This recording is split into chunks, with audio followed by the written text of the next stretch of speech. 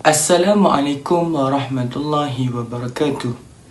Kami dari kumpulan F1L akan membentangkan berkenaan tugasan 2 kursus pengantar Bahasa Melayu Komunikasi kod GPMK 1012. Kumpulan kami terdiri daripada saya, Wan Muhammad Fakrullah bin Wan Hanafi dan Wan Muhammad Syahir bin Wan Zaidi. Hari ini, kami akan menganalisis satu artikel ilmiah dari segi keutuhan wacana, sumber rujukan dan kejelasan. Umumnya, keutuhan wacana merujuk kepada suatu bentuk penulisan yang mempunyai kaitan antara bahagian koheren dan kohesi. Keutuhan wacana terhasil sekiranya suatu wacana itu tersusun dengan teratur dan berurutan. Keutuhan wacana merupakan aspek penting dalam menentukan sesuatu satuan itu dianggap sebagai wacana atau hanya merujuk kepada kumpulan ayat yang tidak teratur atau tersusun dengan baik. Keutuhan wacana terbahagi kepada 4, iaitu keutuhan semantik, keutuhan leksikal, keutuhan fonologi dan juga keutuhan gramatikal. Baiklah, yang pertama sekali ialah keutuhan semantik. Keutuhan semantik merupakan jalinan makna antara ayat dengan ayat. Terdapat 2 jenis bentuk hubungan semantik, iaitu hubungan semantik antara bahagian-bahagian wacana dan hubungan semantik yang dilihat dari segi konteks atau latar wacana. Hubungan semantik antara bahagian-bahagian wacana terbahagi kepada 5, iaitu hubungan sebab dan akibat, hubungan sebab dan tujuan, hubungan sebab dan hasil, hubungan latar dan kesimpulan, serta hubungan memperkuatkan isi.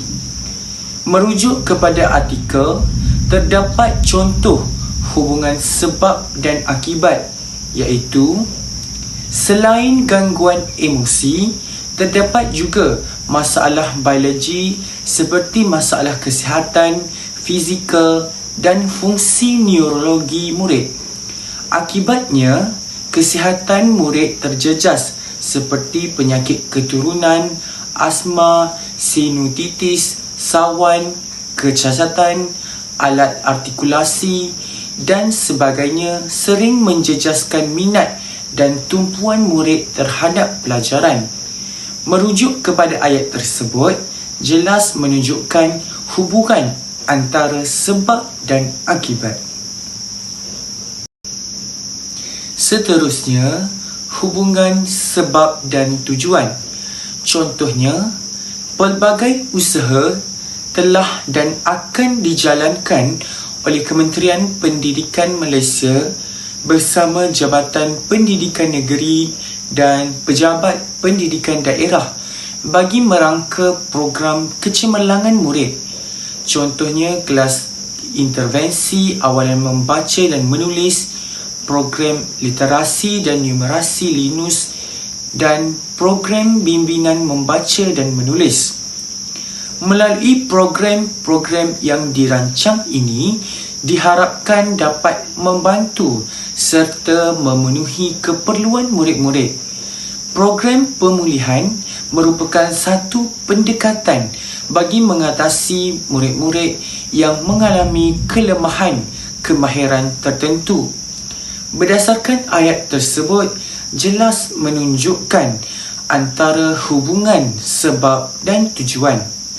Seterusnya ialah hubungan sebab dan hasil. Contohnya, keupayaan membaca dan menulis merupakan suatu kemahiran yang menjadi punca atau asas dalam proses pengajaran dan pembelajaran yang berkesan dalam pelbagai disiplin ilmu di sekolah. Pencapaian dan kebolehan yang tinggi dalam kemahiran membaca dan menulis pasti dapat meningkatkan penguasaan pembelajaran murid dalam bahasa Melayu dan mata pelajaran lain. Berdasarkan ayat daripada artikel tersebut, jelas menunjukkan hubungan sebab dan hasil. Seterusnya, hubungan latar dan kesimpulan.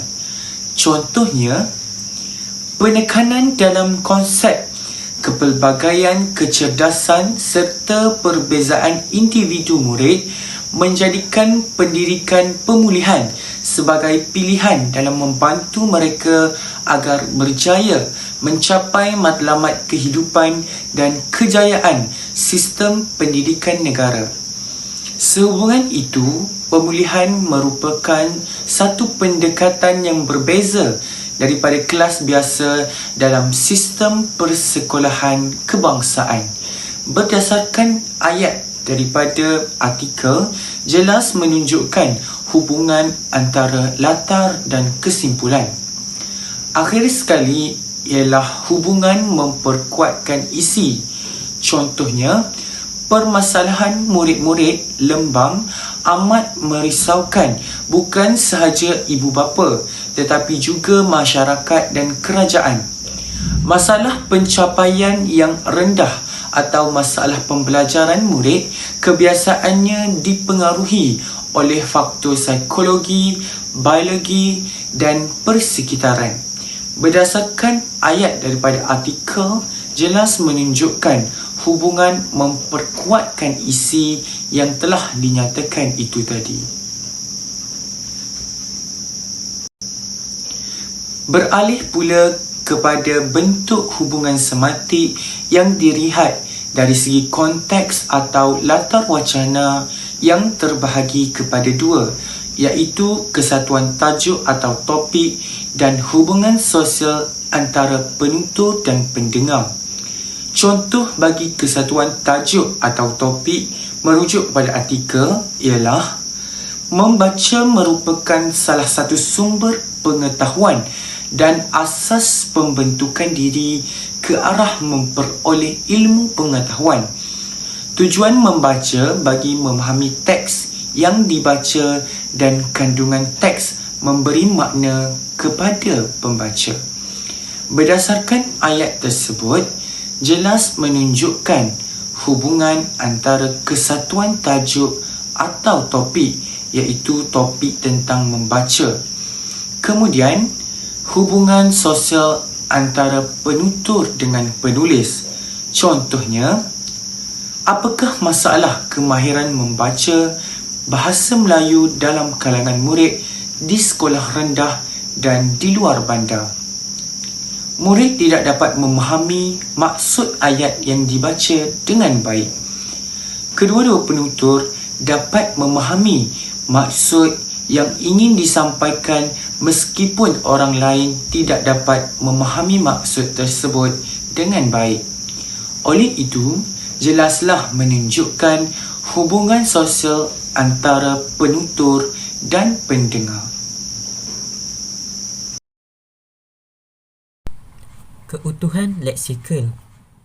Keutuhan leksikal melibatkan pertautan antara perkataan atau frasa secara semantik dalam sesebuah wacana serta melibatkan unsur pengulangan perkataan.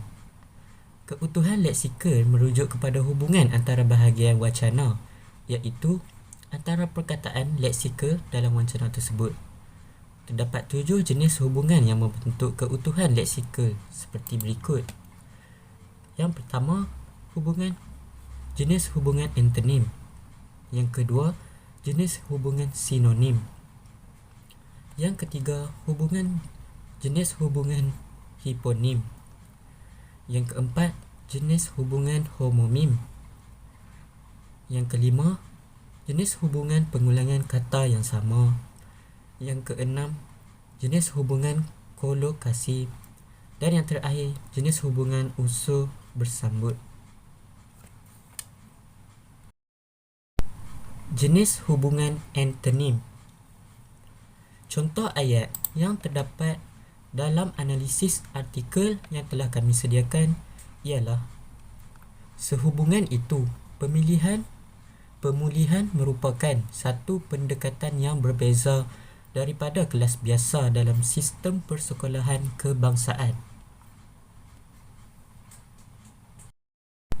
Jenis hubungan yang seterusnya ialah sinonim.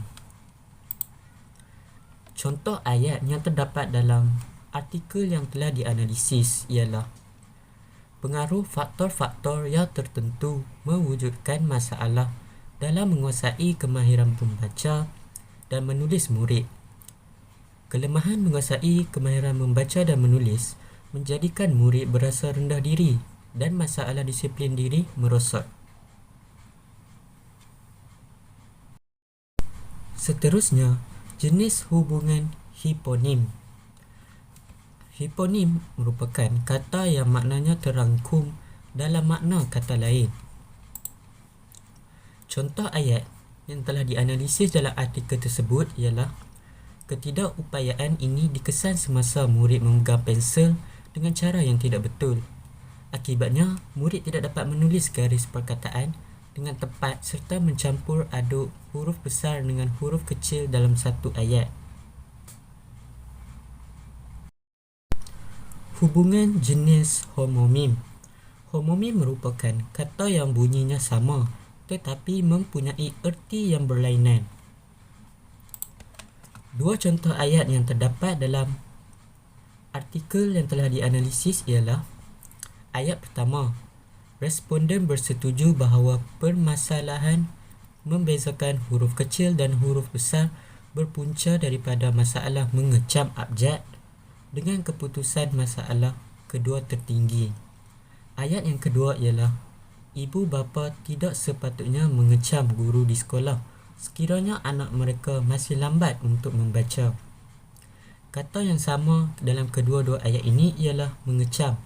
Mengecam dieja sama tapi mempunyai makna yang berlainan. Mengecam dalam ayat pertama bermaksud mengenali sesuatu atau perkara, manakala mengecam untuk ayat kedua ialah mengkritik seseorang atau sesuatu perkara. Jenis hubungan pengulangan kata yang sama. Contoh ayat yang terdapat dalam artikel tersebut ialah: antara kelemahan murid dalam kemahiran lisan adalah seperti salah membunyikan huruf yang seakan-akan sama bentuknya, membunyikan huruf tertentu, keliru membunyikan nama huruf yang seakan-akan sama. Kata yang sama dalam ayat ini ialah huruf yang diulang sebanyak 3 kali. Jenis hubungan kolokasi. Kolokasi merupakan dua perkataan atau lebih yang masing-masing merupakan perkataan tersendiri, tetapi kebiasaannya dikaitkan antara satu sama lain. Contoh ayat yang terdapat dalam artikel yang telah dianalisis ialah: selain itu, penggunaan bahan bantu mengajar yang menarik bersesuaian dengan tahap kebolehan perkembangan intelek murid semasa merencanakan isi pelajaran dapat merangsangkan minat murid dan bermotivasi untuk terus belajar. Bahan bantu mengajar hendaklah digunakan secara optimum dalam menghasilkan pembelajaran bermakna dan meninggalkan kesan positif dalam murid.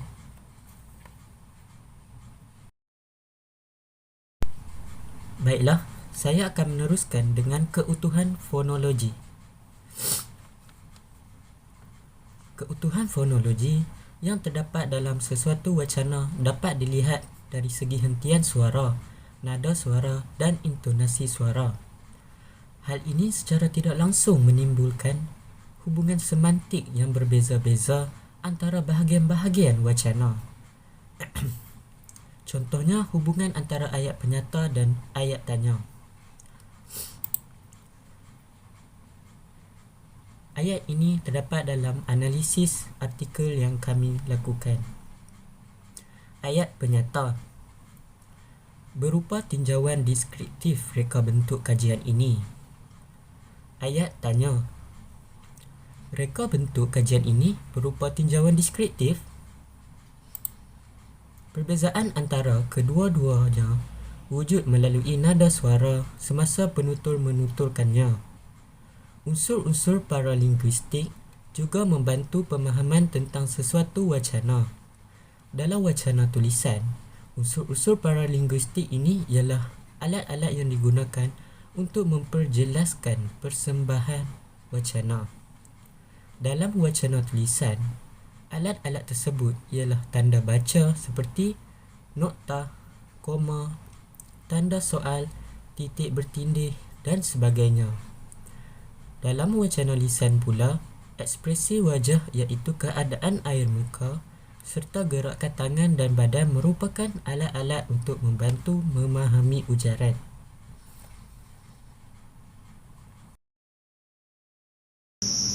Baiklah, seterusnya saya akan menerangkan pula mengenai keutuhan gramatikal.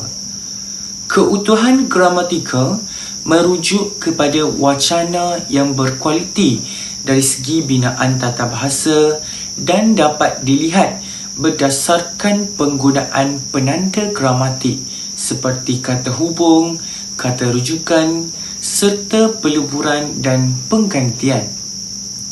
Kata hubung merupakan kata yang digunakan untuk menghubungkan ayat dengan ayat atau perenggan dengan perenggan. Kata hubung berfungsi sebagai penghurai. Contohnya seperti, seterusnya, selain itu, pada sudut yang lain, sementara itu dan sebagainya. Contoh ayat berdasarkan artikel ialah sementara itu, kemahiran menulis merupakan suatu budaya intelek yang saling melengkapi antara kemahiran membaca dengan menulis. Merujuk kepada ayat tersebut, sementara itu merupakan kata hubung yang berfungsi sebagai penghurai dalam ayat tersebut. Kata hubung juga berfungsi sebagai pengembang idea. Contohnya untuk, seperti, dan, tetap, kerana dan lain-lain. Merujuk kepada artikel, terdapat contoh kata hubung yang digunakan iaitu seluruh warga pendidik bahasa Melayu mesti mempunyai komitmen serta kekuatan untuk menghadapi cabaran dan seterusnya memanfaatkan pengetahuan dan kemahiran pengajaran bahasa Melayu sebaik mungkin. Berdasarkan ayat tersebut, jelas menunjukkan penggunaan kata hubung sebagai pengembang iaitu untuk, serta, dan. Akhir sekali, kata hubung juga berfungsi sebagai penambahan seperti sebelum, selepas, kemudian, berikutnya, tambahan lagi dan lain-lain. Contoh ayat, tambahan lagi, kesabaran serta ketekunan guru amatlah penting bagi membentuk amalan membantu murid yang lembam untuk berjaya. Berdasarkan ayat daripada artikel tersebut, jelas menunjukkan kata hubung yang berfungsi sebagai penambahan iaitu tambahan lagi.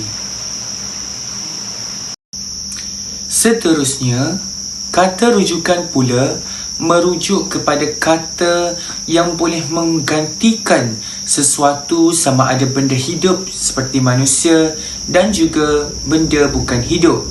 Contoh kata ganti nama ialah saya, dia, mereka, itu, ini dan lain-lain. Contoh ayat, pengumpulan data adalah berdasarkan edaran soal selidik yang merangkumi bahagian latar belakang murid-murid. masalah kemahiran membaca, masalah kemahiran menulis dan juga persepsi murid terhadap pengajaran guru mereka. Berdasarkan petikan ayat daripada artikel tersebut, jelas menunjukkan kata rujukan yang digunakan iaitu mereka yang merujuk kepada kata ganti nama bagi murid-murid. Seterusnya, peluburan dan penggantian berperanan bagi mengelakkan berlakunya pengulangan terhadap sesuatu maklumat daripada penyataan yang diberikan. Contohnya, responden bersetuju terdapat masalah untuk mengenal pasti tanda baca dengan betul semasa menghasilkan penulisan min 3.42 sisihan piawai 0.80, manakala kegagalan responden menguasai kemahiran mekanikal menulis menyebabkan murid tidak dapat menulis sesuatu. Latihan penulisan yang baik min 3.40 sisihan piawai 0.83. Berdasarkan ayat tersebut, manakala merupakan peleburan dan penggantian bagi mengelakkan daripada ayat tersebut berlakunya secara berulang kali dalam menyampaikan sesuatu maklumat yang diberikan. Seterusnya, kejelasan merujuk kepada gaya penulisan yang mudah difahami, ringkas, jitu, tidak berpotensi untuk disalah tafsirkan serta mempunyai koheren dan kohesi dalam penulisan tersebut. Tautan atau kohesi ialah keserasian hubungan antara satu unsur linguistik dengan unsur linguistik yang lain dalam sesebuah wacana bagi menghasilkan wacana yang mantap. Keserasian hubungan ini biasanya dilihat melalui hubungan antara perkataan, frasa atau ayat dengan perkataan, frasa atau ayat lain yang terdapat dalam wacana tersebut. Kohesi juga merujuk kepada rangkaian idea yang dijalin rapi sehingga menjadi sepadu. Contohnya, pengajaran bahasa Melayu seharusnya disampaikan dalam pendekatan yang lebih menarik dengan kepelbagaian bahan bantu mengajar serta kaedah pengajaran yang menarik dan mampu memperkembang lagi keupayaan kemahiran membaca dan menulis murid. Kepelbagaian kaedah ini dapat membantu murid tidak cepat bosan dan penat semasa proses pembelajaran berlaku dalam bilik darjah. Berdasarkan ayat tersebut, kedua ayat tersebut mempunyai tautan atau kohesi dan dianggap sebagai wacana. Runtutan atau koheren pula merujuk kepada kesinambungan idea yang terdapat dalam sesebuah wacana sehingga menjadikan sesebuah teks itu bermakna. Koheren merupakan asas pembinaan wacana kerana sesuatu teks dianggap sebagai wacana sekiranya mempunyai makna. Contohnya, penggunaan bahan bantu mengajar yang menarik bersesuaian dengan tahap perkembangan intelek murid semasa merancangkan isi pelajaran dapat merangsang minat murid dan bermotivasi untuk terus belajar. Bahan bantu mengajar hendaklah digunakan secara optimum dalam pembelajaran agar dapat menghasilkan pembelajaran yang bermakna dan dapat meninggalkan kesan positif dalam diri murid. Berdasarkan contoh petikan artikel tersebut, jelas menunjukkan kesinambungan idea dengan penerangan ringkas mengenai bahan bantu mengajar diikuti dengan kesan penggunaan bahan bantu mengajar dalam ayat tersebut.